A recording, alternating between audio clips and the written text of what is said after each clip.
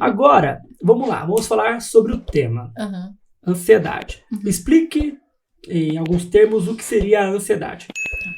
Algumas pessoas falam que é uma emoção, outras falam que é um sentimento, outras pessoas falam que é um ciricutico, outras pessoas falam que é frescura, né? Sim. Que esse é um ponto que me incomoda muito quando falo. Sim. Então, vamos evidenciar pra galera. O que é a ansiedade?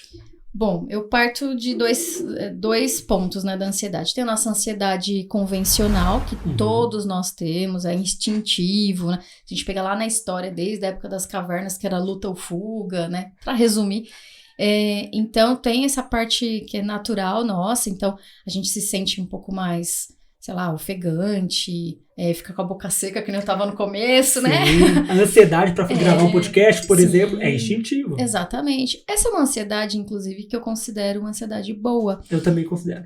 Porque assim, isso tá me preparando, tá fazendo com que eu estude o assunto, para que eu não venha aqui falar qualquer besteira, qualquer bobagem, para que realmente eu fale coisas com responsabilidade e passe o meu conhecimento, minha experiência. Então essa é uma ansiedade boa, me move para uma transformação, me traz uma ação, para que de fato eu consiga transmitir de uma forma, da melhor forma possível aquele conteúdo. Então para mim essa é uma parte muito boa da ansiedade, me traz esse preparo. Agora, tem a ansiedade, que é um transtorno.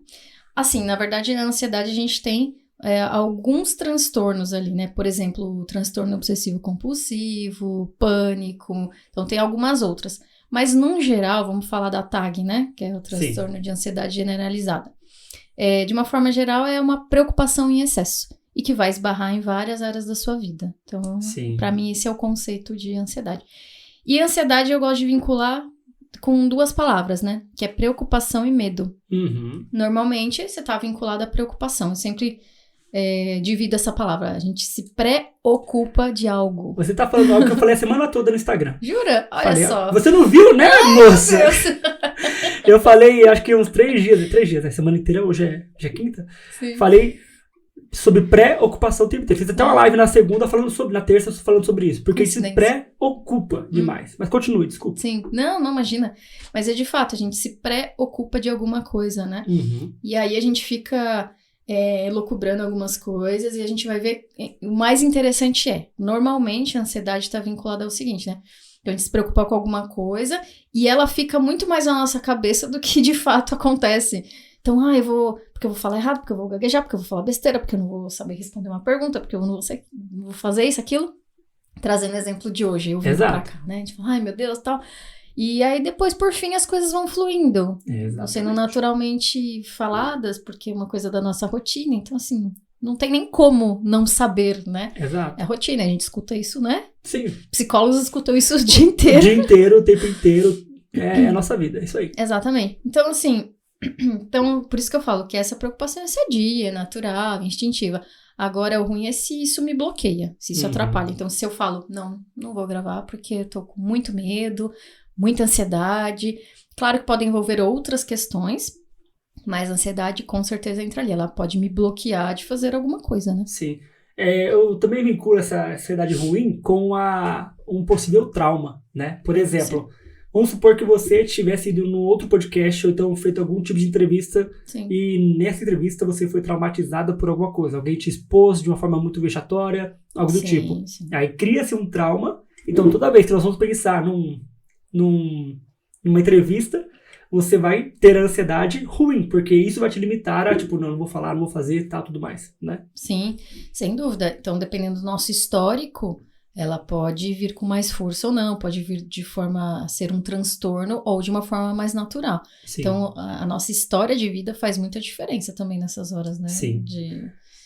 Vamos supor que você, quando era criança, apresentou um trabalho na escola e aí, sei lá, você falou uma palavra errada e aí a sala toda começou a rir. Sim. Isso para uma criança é muito importante, né? Sim. E aí desenvolveu um trauma lá atrás.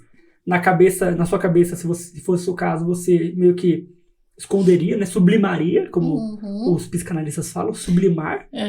No futuro, toda vez que você vai apresentar alguma coisa que você vai ficar exposta às pessoas, você dá uma travada. Sim, gera um trauma e aquilo fica guardado na minha mente. Então, é o gatilho, que é uma palavra bem na moda, né? É o gatilho. Então, se eu vou ser exposto de alguma maneira, eu vou fazer um podcast ou fui chamada para uma palestra ou qualquer coisa assim, aí vem o gatilho do que eu sofri lá de trás. E aí a gente tem a tendência se eu sofrer esse trauma, eu tenho uma grande chance de, se eu tiver outras pequenas situações, eu vou levar para o mesmo balaio ali, né? Então, eu vou agrupando tudo e reforçando o meu comportamento de que eu não posso fazer aquilo, que eu não posso me expor, que vai ser vexatório e assim por diante. E aí atrapalha muito a vida de uma pessoa, e principalmente na infância, né? Sim, a infância... Eu até brinco com alguns pacientes e também até quando eu trabalho, a infância é o lugar ideal, entre aspas, para você criar trauma em alguém. Os bullying da vida. Às vezes uma mãe despreparada, um pai despreparado, um tio despreparado. Tios são muito bons pra isso. Nossa, eles são muito bons pra isso. Sim. Eu falo porque eu tenho um tio que ele era um tio legal, né? Só que, ele era... Toda vez ele me enchia o saco, sabe? E... falava que eu comia demais, porque eu como bem até hoje. Nós comemos bem, né? Somos dois, Eu como bem até hoje. Sim. E aí ele falou que eu comia demais e tal, e ficava me enchendo o saco. Eu nunca tive transtorno alimentar com isso, mas ele falava, e, chegou a hora que eu criei um trauma dele. Eu falei, eu não quero esse cara nunca mais na minha vida.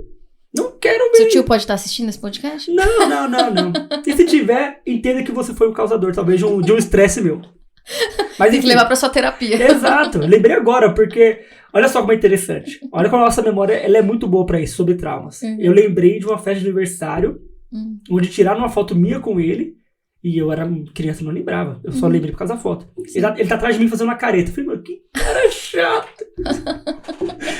Olha como a memória é louca, né? Então. Mas então, a infância é o local ideal pra criar um trauma. Então, fica tudo ali, a gente tem que viver, a gente esquece, sublima, e aí no futuro... Os gatilhos. O gatilho vem. Sim, sem dúvida. Lembrei desse meu tio, olha. Obrigado, viu? Opa, imagina. Depois você leva pra sua terapia. Isso, já tá anotado aqui pra semana que vem falar com ela. Exatamente. Pois bem.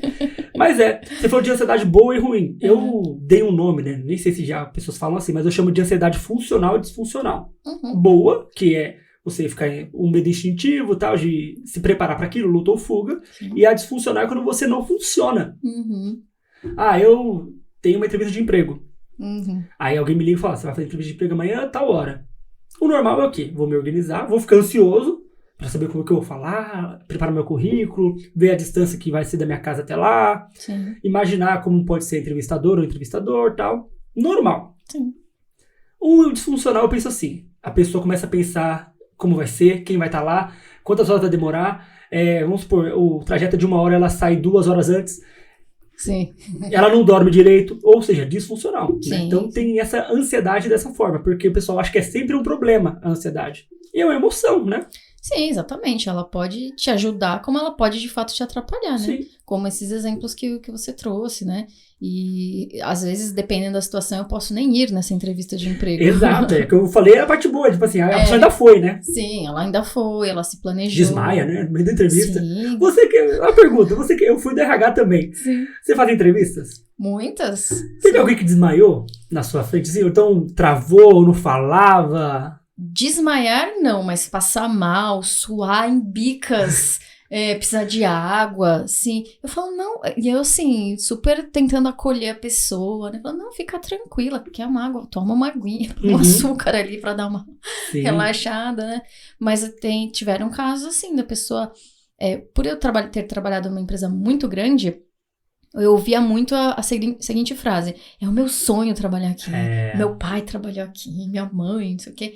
Então, a gente estava lidando não só com uma proposta de trabalho, a gente estava lidando talvez com a única oportunidade que tecnicamente a pessoa tinha ou teve até então de entrar na empresa. Então, a gente está falando de coisas muito grandes, né? E aí a ansiedade batia forte. Nossa, e aí a pessoa passava mal, mas ela tava lá, firme e forte.